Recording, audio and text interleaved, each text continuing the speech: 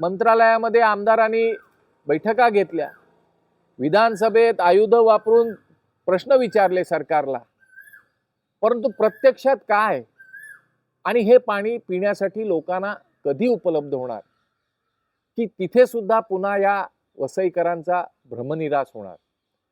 आज तिसऱ्यांदा बहुजन विकास आघाडीकडे महापालिकेची सत्ता ग्रामीण भागातून सुद्धा अनेक नगरसेवक निवडून त्यांच्या हातात दिलेली आहे, परंतु त्यांच्याकडूनही कुठच्याही पद्धतीचं ठोस काम होईल का, पाण्याचा प्रश्न सुटेल का, हाही अतिशय विचार करण्यासारखा विषय आहे। कारण श्रेयवादामध्ये वसईचं पाणी गेले 35-40 वर्ष अडकून बसलेलं आहे। त्याच्यावर कुठचाही मार्ग आज माझ्यासारख्या संघर्षातल्या कार्यकर्त्याला किंवा चळवळीतल्या कार्यकर्त्याला किंवा राजकीय कार्यकर्त्याला त्याचं उत्तर आज मिळत नाहीये।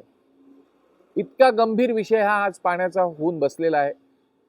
त्यासाठी भूमिपुत्रांना फसवलं जातंय का, किंवा आपण इतके वर्ष राज्यकर्त्यांकडनं आणि लोकप्रतिनिधींकडून फसवले गेले आहोत का,